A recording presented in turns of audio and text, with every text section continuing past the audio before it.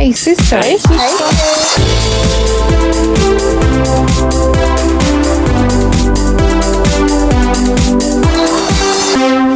Hey sister. Hey sisters, welcome to our first episode of the Hey Sister podcast. My name is Shai. My name is Tennille, and we're so excited to create a little community where we can talk all things nursing, community, hardships, and why we're in this incredible career. So on today's podcast, we are going to use this opportunity as episode number 1 to shed a little bit of light on who we are as your co-hosts. So to kick it off, we'll talk a little bit about how we met, what our journey was, and then move on through to our careers themselves, where we thought that we would end up and where we have ended up. So where we met, we went to uni together because at some point we said, hey, after our placement to Laos, let's go to China. It was like amazing. China was incredible. Yeah. But I guess we should actually talk about Laos and our placement in Laos, seeing as it was a nursing placement and we got to go to the communities over there and help these small villages simply by giving them Panadol or like just talking to them about what was going on. Some really basic healthcare, workplace health and safety, how to lift with your legs, not with your eye protection, some really basic stuff. So as a third world country, there was a lot that we could do to provide support, but equally from, I know certainly from my perspective, learning a lot about grounding yourself. I think I was 19 or I think I was maybe 19 at the time. Learn a lot about the world itself and put a lot of things into perspective. When we went over there, we did the homestays with the family. So it wasn't like you're going to this country and then staying in nice hotels. Like we were sleeping on the floor with the families. And did we pick to stay together? Yeah, we did. We did? Yeah. I couldn't remember if we had for our first home, we had our 2 brothers. What's your little boy's name was? I don't actually. I remember Buntong Lee. He was so hard. No, Buntong Lee, the older brother didn't like it. He was too cool. He was way too cool for us. But what an experience providing healthcare. From a nursing perspective, learn a lot about primary health, taking for granted the fact that, we'd had children come through with some really basic things that we would consider basic, inguinal hernias in children, type 1 diabetics that we saw, and that was really hard to come to grips with the fact that a lot of these children won't make it because there is no foundations of primary health care for them. So very eye-opening experience. Really reflected the importance of that primary care in Australia. We are so privileged to have. But equally we did a visit to the hospital as well. Yeah, which was all foreign volunteer run, but all their locals got paid, which was a cool system to see, and the nurses that were there and the doctors that gave us the tours and just the stuff they were providing, like basic things, hospital care. Yeah. I think one thing that I really remember that stuck with me from a nursing perspective especially is they had their highest level of trained nurses noting that they don't have a very high degree of training that's accessible. So for their local nurses, their level of knowledge was they didn't understand that your pulse in your wrist matched the heartbeat in your heart. And that for me was a mind-blowing experience that these clinicians lack a lot of that basic physiology, but they are able to achieve with the resources. I don't know if you remember, there was the young baby in the NICU with the gastroschisis. Their insides were outside, and they had instead of using, I'm not a NICU nurse by any means, but instead of using whatever we would use in Australia as the silo to sort of vacuum it all back together, they had IV bags. I don't know if you remember that. They had IV fluid bags. So that for me was just such a testament to how resourceful these people were, and despite the understanding of the physiology behind things, they knew how to get the work done. Yeah, it was incredible, and that was our community placement for our 3rd year. So if you have an opportunity, if you're at uni and you have an opportunity to see some foreign nursing, some primary healthcare, an incredible Yeah. experience. Actually, interestingly enough, I've got some school friends and their younger siblings I'm friends with on social media, and they've gone to the same uni that we've gone to. And I've actually seen that they don't go to Laos anymore; they go to Vietnam. Yeah. So that for me was really quite interesting. I feel like Laos was just an amazing place to go to. Vietnam, obviously, very rich in their history, which would be quite interesting as well. But I don't know if I've never been to Vietnam, but I don't know if you could ever find a people so willing to give and so truly grateful to have us there. It was mind blowing experience. It's incredible. And I think for me that placement made a huge change in what I thought I wanted to do in nursing and what I wanted to do, which was like I knew I loved pediatric nursing. Like knowing the kids were there and how, grateful they were and how excited they were. Yeah. I think, where I was at uni, I was like, okay, I'm going to be a pediatric nurse. I'm set. There's no question asked. I have to interrupt you. Do you know there was a day when we were all like, where's Tennille? You're up on the oval playing soccer. You say peds as you're calling. It's like, yeah, it is. I just love it. I just love it. Yeah, it's so good. So that was like for me, that kind of highlighted and reinforced what I wanted to do. Did you do much for your insight into what you wanted to do? Not a great deal. So I entered nursing with the perception that I wanted to be a doctor. I thought I was very interested in the science behind things, very interested in the medication side of stuff as well, and always thought that that was sort of what I wanted to achieve. And then through a lot of my placements, I thought nursing firstly would be a really good way to get into healthcare and get a bit of background as well. I didn't want to go straight into medicine and not understand the healthcare system itself. I don't know if you've had like experiences with even just some GPs sometimes, and you want done a biomed background. Yeah, no idea of how it works. Yeah, exactly. You want someone who's personable. So I thought that nursing would be a really great way into that. And then through my experiences, like going to Lao, I kind of started to realize that nurses are amazing. They certainly get to look at medications and the greater physiology of their patients. You don't miss out on that by being a nurse. And so I think the other thing that I got to note, especially through these sorts of trips, is that really patient-centered aspect and getting the value of the complete story. And so for me, I looked at that and really thought that ward nursing was something that I was passionate about. I can't say that I was up on the oval playing with the kids and that peds was ever my passion. My mum is a peds nurse by background, and I think just hearing some of the cases that she would come through in her line of work, I just thought it was too heartbreaking. And seeing children that didn't have great outlooks, for me, I found that too taxing. And so absolutely peds was not a channel that I wanted to go down. But certainly it did give me a passion for whatever sort of nursing meant that I would be able to follow patients along a bit longer of a journey and be there for them through those times. My first she was quite daunting for me because I was so set on being a peds nurse after Lao and after a couple of my placements at the Children's Hospital. I was so set and I was so convinced that I was getting a placement where I was going.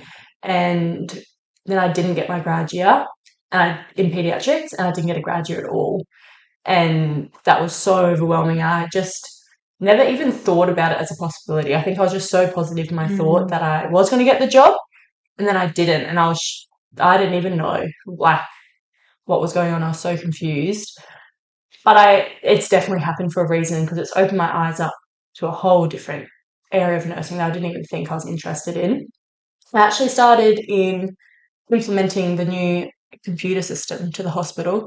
So I did a 3-month contract just learning computer system as a nurse, but not clinical, and bringing that in. And then we got a grad year on pool, and just seeing all the wards and how they work, and eventually going to the pediatric ward and eventually going down to emergency, I realised, pediatric nursing is still ward nursing, and that's not what I'm passionate about. And it wasn't until I went to emergency and saw ED and how it run, and I realised I love critical care. I couldn't imagine being on a peds ward now, and I'm so grateful that I didn't get that grad year, because I would just be on the ward. I assumed loving it, but not actually realising that's not what I wanted to do, where I wanted to be. So I think being open to opportunities that come with nursing and not being comfortable staying where you are, if you're kind of so about it, go and see what other areas are like, do a secondment, see what's out there. There's so much more to nursing than just your grad year. Yeah, absolutely. Yeah. I started my grad year after having had seen that bit of passion for the ward nursing perhaps. I did a placement as a student previously. All of my placements were predominantly surgical. I did a couple of medical placements just because that's how, sometimes they just allocate them randomly, so you get what you get. And not to say that I didn't like them, but I really enjoyed the surgical side of things. I found it so incredible that for me, surgical patients, it was almost as if they came in with the problem, you removed whatever the issue was through surgery, and then they were ready to go home. Whereas for my medical patients, they were patients that perhaps might come in and out over quite some time. And yes, I like to see people on their journey, but I knew that having patients who would come in and out and still have some quite positive aspect or outlook afterwards was definitely what I wanted to be in. The other thing was seeing the very fast pace of surgical wards with your complex dressings that you've got post-op and pre-op sort of preparations as well. So very interesting area. And as a student, I did a placement on a gastro ward that was sort of gastro medical stuff and then gastrosurgical, and it was insane. It was so busy. The nurses there were so talented, so talented, and the patients there were so unwell. It was sort of my first time. But I hadn't expected it really, because I thought, your gut, thinking your heart and your lungs or your brain are the most important parts of your body. It was mind-blowing how seriously unwell these people would be after surgery. So following that, when I had actually had to move to Townsville after doing training in the Gold Coast, and then moving to Townsville, they have less options in sort of what wards that you would have available. And for me, I knew that whatever ward had gastrosurgical, that was going to be the one for me. And it just so happened that it had trauma, gastrosurge, breast, not gynae, urology, hepatobiliary. It just had it all, and it was insane. First year was so flat out. There were so many highs, so many lows, but truly learnt so much about the body as a whole, and certainly it was getting thrown into the deep end from a nursing perspective. There was so much to learn. The workload was insane, but at the time had a phenomenal team behind us as well. But as you know, it's nice to still go out and seek new opportunities and see what else is out there in healthcare. And I had a really fortunate opportunity that through COVID, I was able to take some leave from my surgical ward and, funnily enough, just chill out and do some COVID swabbing. And eventually one thing led to another, and I managed to get into an infection control team, which was so interesting. Opened my eyes up to some of the more behind the scenes sort of stuff. And I suppose leading into the end portion of our pod about sort of where we are today, it's led me to, through that infection control job, learn a lot about the governance and the behind the scenes, as I said, preparing for accreditation for the hospital, preparing for meeting new clinical care standards that come up and whatnot, providing education, integrating with the wards, really sort of seeing that step back from providing patient care.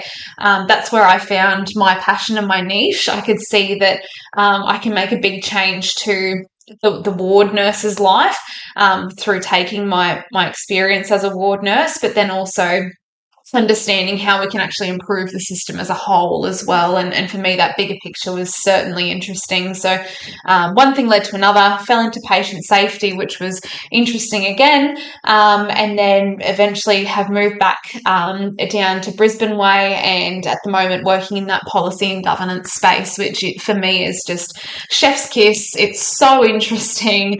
Absolutely love it. Some really great work-life balance, but get to see again how the behind the scenes sort of governance stuff impacts those ward-based cares. And if you think back all the way to the initial Laos conversations about really what that having a strong healthcare system looks like for our people, to me that's sort of that space that I want to be in, and ensuring that we have great, not only primary care, which is, I suppose, working in a hospital system isn't something that we can influence, but certainly ensuring that the care that is provided is the best care available. So yeah, that's sort of how start to finish I've ended up in where I am. And yeah, and you're a Monday to Friday girl. I am Monday to Friday.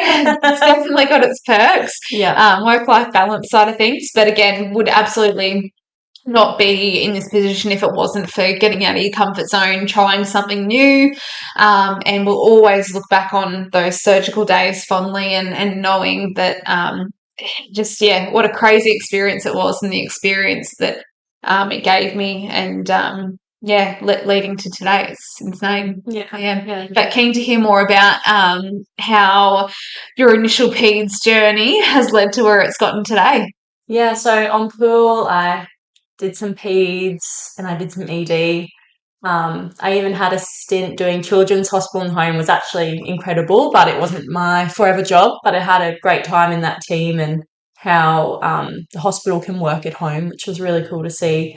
But I fell in love with emergency and that critical care aspect, and not having routine. I think that was the biggest thing for me, was the ward. You kind of knew what your shift was going to be like and how it was going to be structured. And yes, there was lots of things happening all the time, but you know, your breakfast was around this time and you did your obs depending on different wards at a certain time. You know, it was structured in that sense. And emergency is not like that at all. It's very fast paced. It's all over the shop. I love it. And I don't mind not seeing that patient journey. I can let that patient go up to the ward and be happy that I did what I needed to do. Or I can see them go home and be happy that we did the care for them that we needed to do. But I also think before I went to emergency, I was so nervous that I wasn't going to have the clinical skills to be in emergency. I was just so overwhelmed with the thought of it. And someone said to me, they said, Chanel, half the patients go home. Not even, like, the patients that go into the wards, they're the sick ones. You've looked after them. Like, the patients you're looking after will be fine. And that encouraged me to take the leap and go down. And it's so true. Like, a lot of the time it's your primary healthcare. You're seeing these patients. You're not necessarily, these patients aren't going to surgery. They aren't going to the wards. They're not going to ICU. Like, you're just doing your primary healthcare. And there is your traumas and there's your big stuff and there's your sick patients. And that's definitely in emergency, but it's not majority of it. And it was interesting to see that, and then work your way through. So this is my third year in emergency now, and you do change from your early days and then working up the ladder as such. But yeah, emergency is incredible. Critical care is incredible. Is emergency for me forever? I don't think so. I think critical care definitely is. So it's just finding my niche within that space as well. But I definitely wouldn't have found it if I got my graduate on PEDS, on the PEDS ward. It wouldn't have happened. So, and you've done some post-grad studies in crit care? Or? No, my post-grad studies are in PEDS. Oh, right. Yeah, so my PEDS I did through our uni. We had an opportunity to do our postgrad in paediatrics nursing straight after uni. So I just did it in my grad year, got it over and done with. But our ED is mixed ED, so PEDS and adults. So I still get that PEDS side and actually do half of my shifts in the paediatric ED. So I still love paediatrics, and it's definitely still my passion in that sense, along with critical care. So I've been able to still use my grad cert in emergency, which has been helpful. But you've done study as well? Yeah, in infection control. So I found that it was quite a good degree to study, or postgrad to study, I should say. It only had, I think, 2 units that were very specific to infections and infection management. And then the other 2 subjects were research and then management and leadership in healthcare, so quite generic as well. I've got some great intentions to study my master's, so hopefully those subjects will be quite useful to move forward, but absolutely have utilised, even outside of infection control, a lot of those principles again are still applicable, about being able to assess a situation, apply some risk management, education and engagement, like all those sort of basic foundational skills are still very much applicable. So it's been a really good place to grow and nurture those foundation skills. And I think why we've started with our stories and where we thought we'd be and where we want to be is because every nurse I speak to has a different story, and like where they are and how they got there and why they did nursing and why they're leaving nursing or why they're coming back to nursing. Like there's so many things, and I think we're passionate about sharing that, sharing healthcare, letting people tell their stories, creating a safe place for people to talk about, what they're struggling with and what was good on that day, and, the doctor that bought them a coffee, and just like, those nice things that are in nursing and also those really hard things that are in nursing.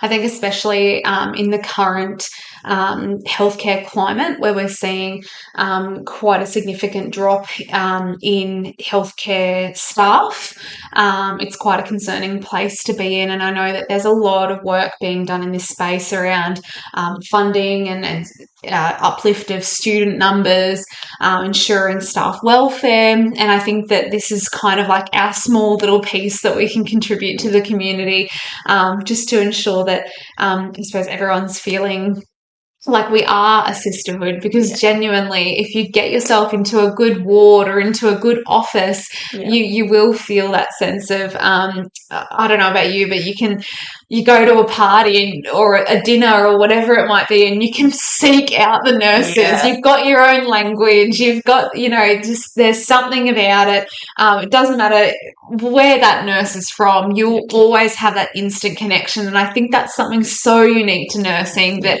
you won't get in any other career, that you can just genuinely be drawn to someone and be on the same page and understand each other's struggle and understand, we're all quite compassionate people, and just, that person that you're talking to without knowing them. So I think, as you say, it's definitely our platform to put it out there that this is our community. This is where we're hopefully going to bring some guests in to share their stories. Enough about us, really. But get their stories and hear a bit more about how other nurses have started and where they've gotten and what's led them on their journey, and hopefully it might inspire some of our sisters who are listening, if you're in a rough spot and thinking about changing careers and wanting to explore what else there is that nursing has to offer, wanting that bit of an extra push to go from peds ward-based nursing to peds ED and taking that bit of a plunge. Hopefully we'll be able to provide some inspiration moving forward. So thanks for listening, guys. We really appreciate the support. We're aiming to get a podcast episode out every month. So stay tuned. We're excited to bring you guys along on this journey.